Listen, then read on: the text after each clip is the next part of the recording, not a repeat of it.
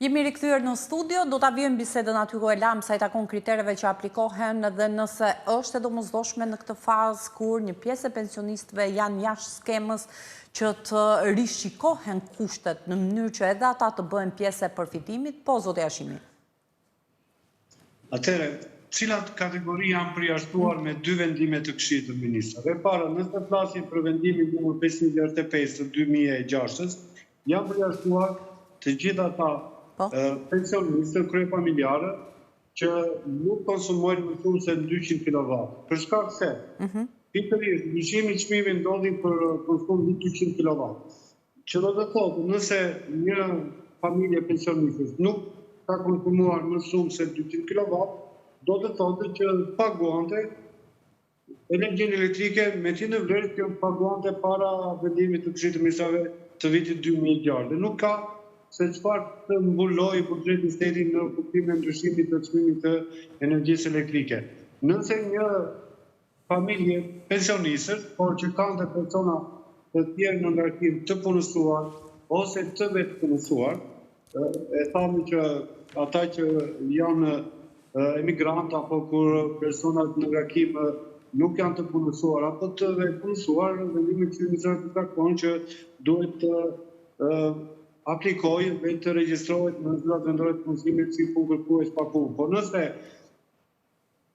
një familje pensionistësh ka persona në ngarkim të punësuar ose të vetë punësuar, normalisht edhe konsumin e rritjes së çmimit të energjisë elektrike e përballon gjithë familjen. Nuk e përballon vetëm pensionistit, por e përballojnë edhe personat e tjerë në ngarkim, të cilët janë të punësuar, marrin një pagë apo janë të vetë punësuar dhe gjenerojnë të ardhur.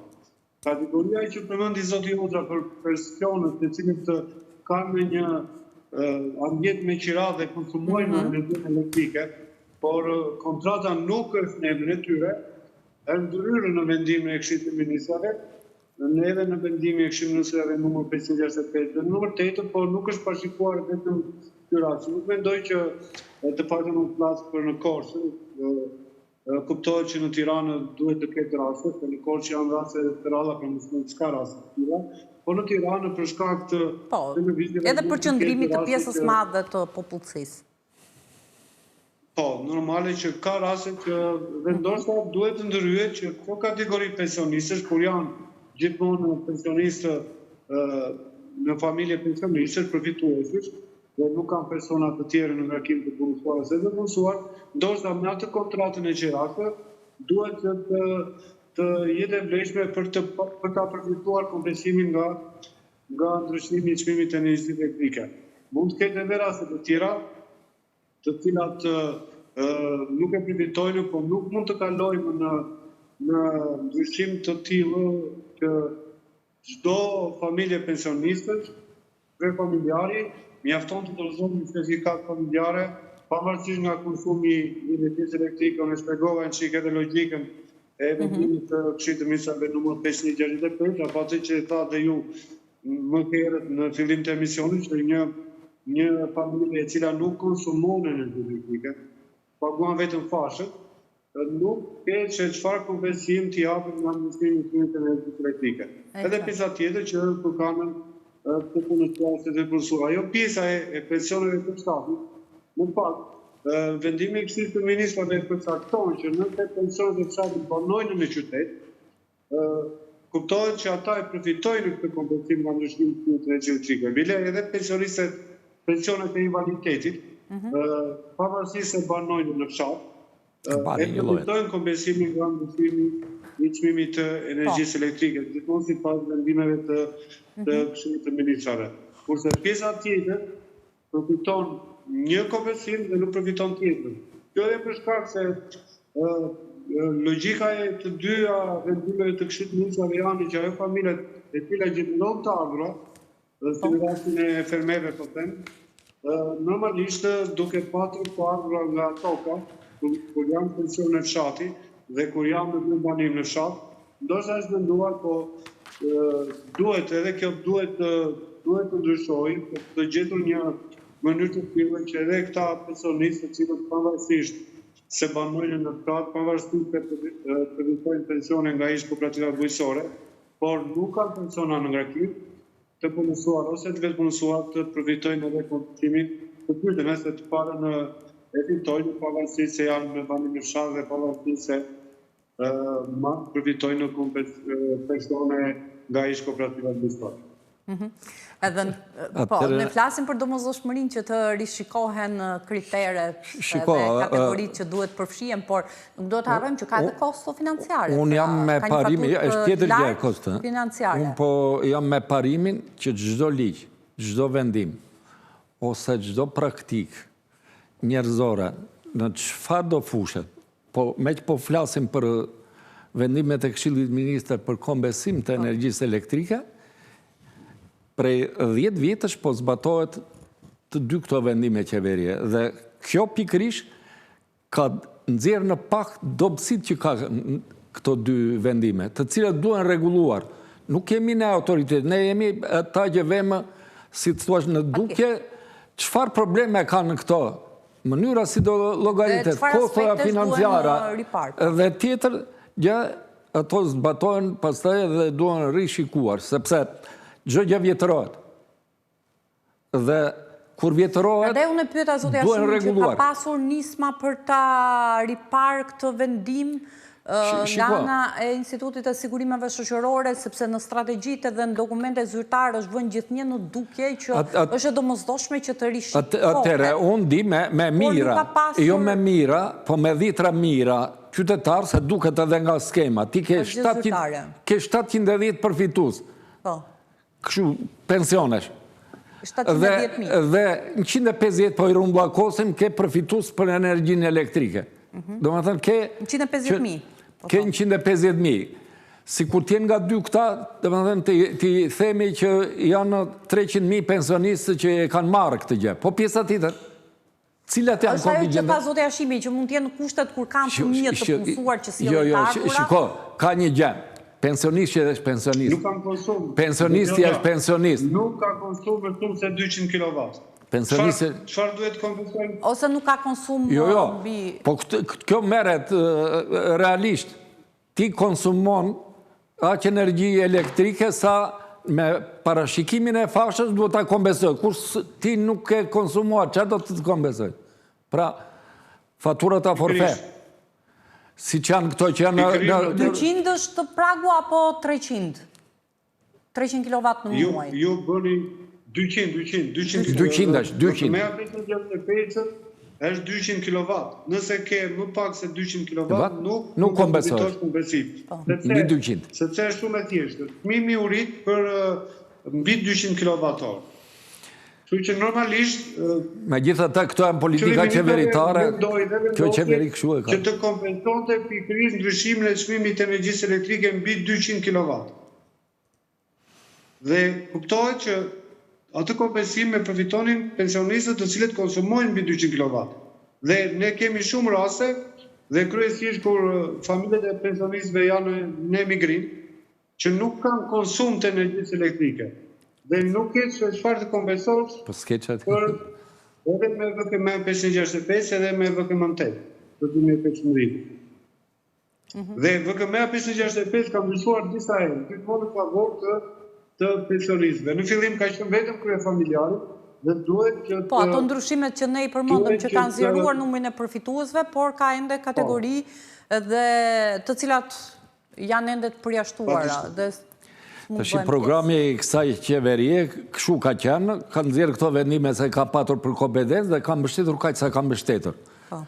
Puna është që nëse qeverit e ardhshme, duke futur edhe këtë që është nëse fiton në zgjedhje, duhet të ketë parasysh për të rregulluar ca gjëra që mund të rregullojnë në këtë aspektin e kompensimit të energjisë elektrike, sepse kështu janë edhur alternativa, kështu po e zbatohet në praktik.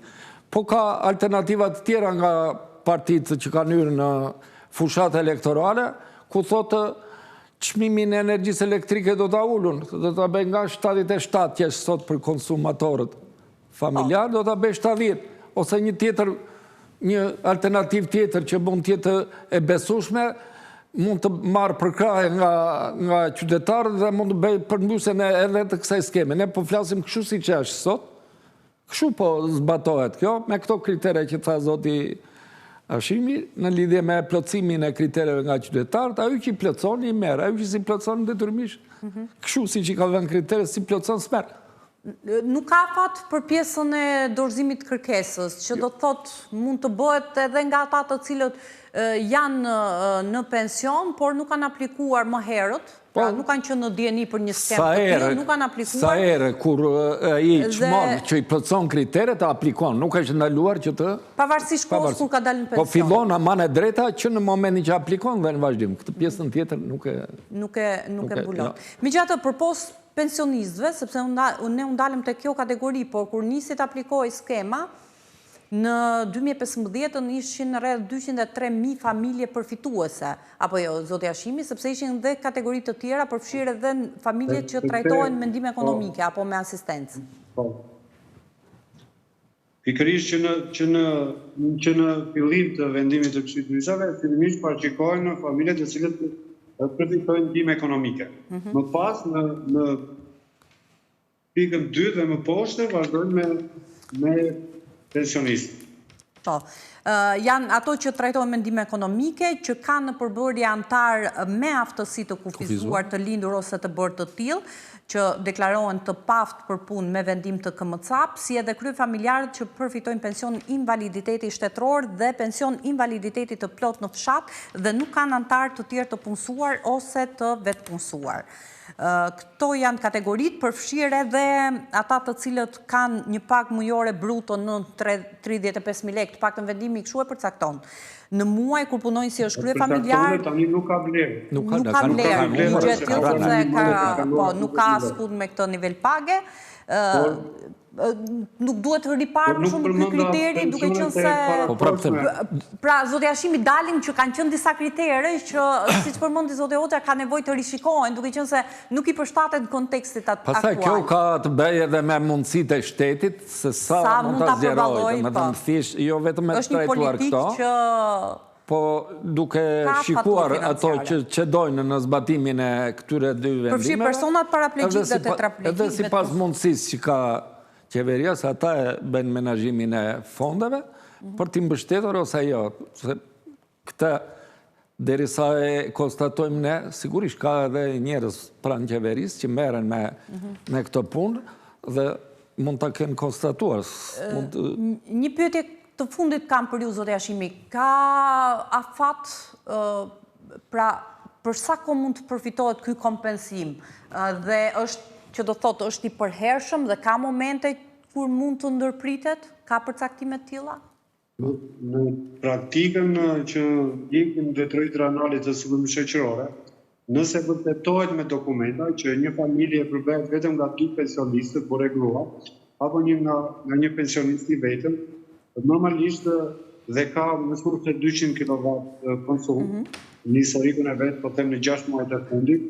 Ky kompensim nga ndryshimi i çmimit energjetik jepet të pafat, në përgjithmonë. Vjet data e kërkesës apo data e fillimit të drejtës deri dhe pafat përgjithmonë.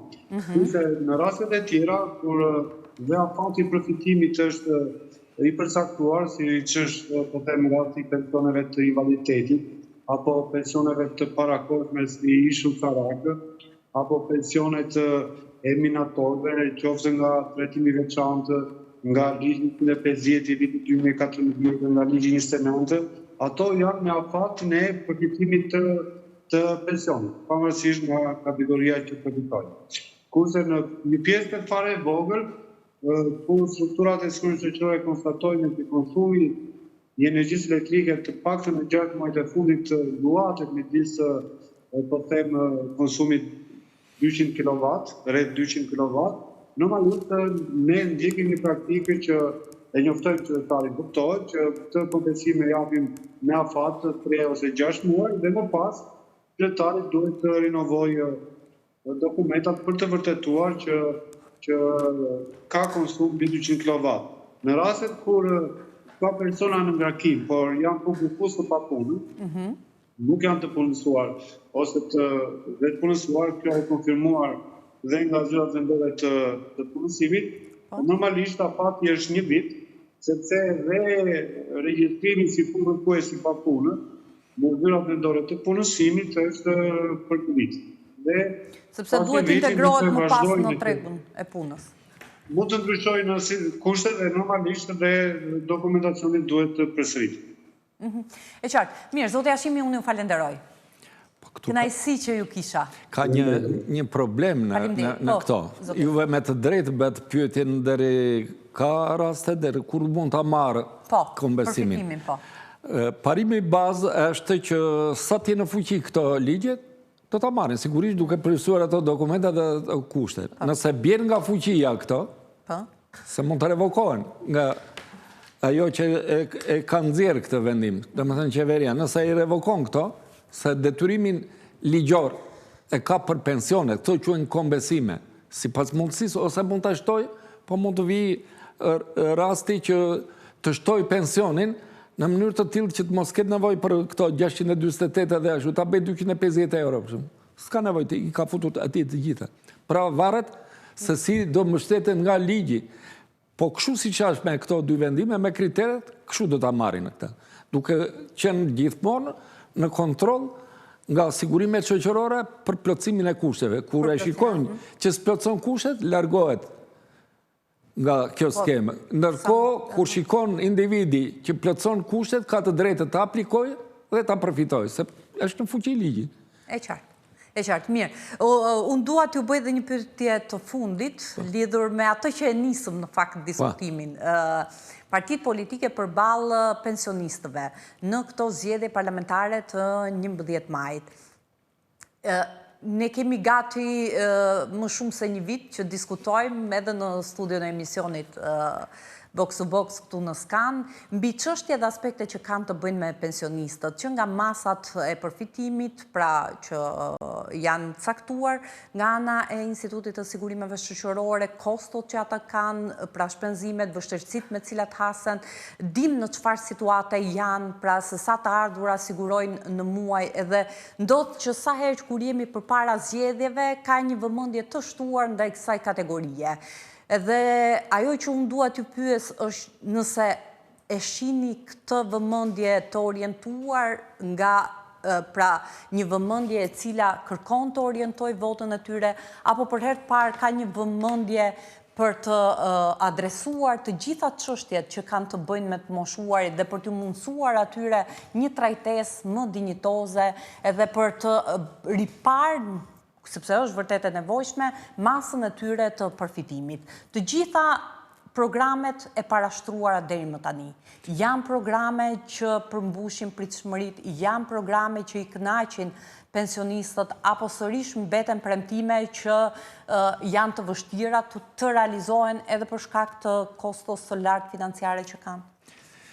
Aktualisht, me që jemi futur, de facto jemi futur, pavarësisht nga ana ligjore, do edhe disa ditë që të futemi në fushat elektorale, ka filluar një fushat e çfrenuar, po themun, nga partit, në një garë midis pozitës edhe opozitës, në lidhje me premtimet që i bën elektoratit. Ka atë ndryshim që thashun, sepse opozita duke parë ato defekte që ka patur qeverisja për këto 12 vjet, dhe pa kënaqësitë që kanë grupet caktuara të shoqërisë, kanë filluar dhe merren shumë me pensionistët. Të merresh me pensionistët nuk është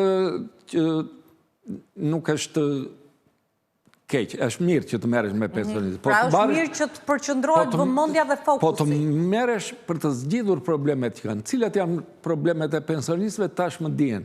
Janë pensionistë shumë të ulta, për të cilën qeveria sot me në tavolinë që unë këtë që kërkon opozita do ta bëj, po ka një ndryshim, do ta bëj në vitet 2030 këtë 200 euro.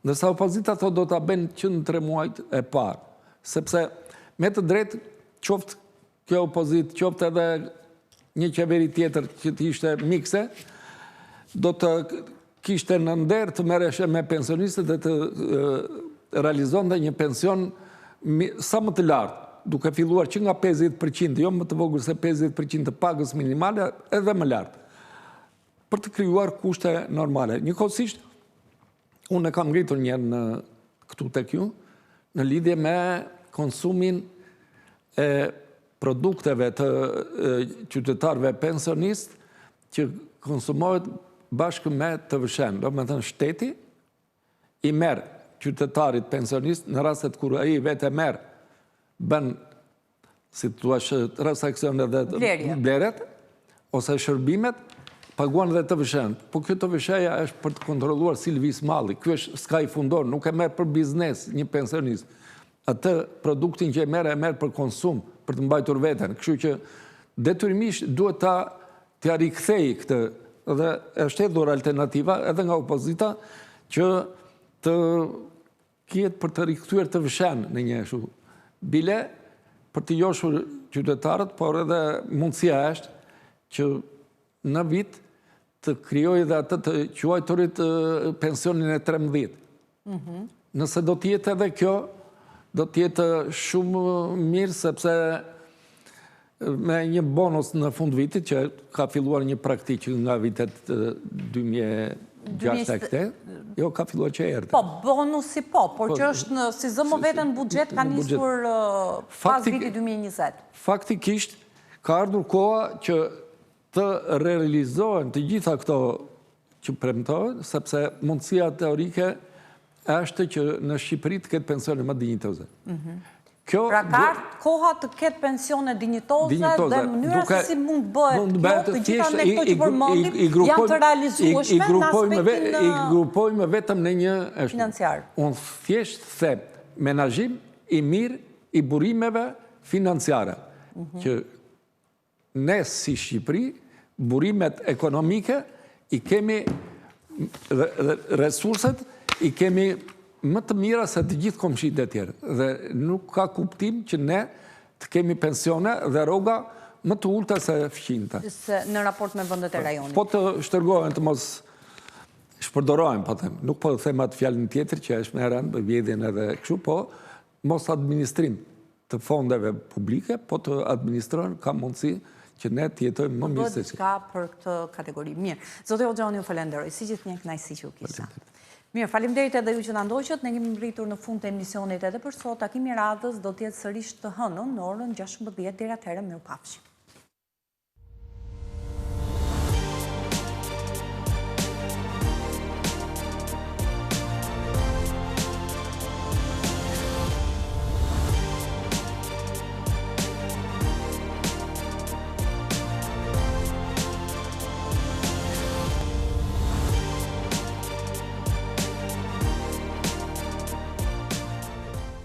Ky emision mundësohet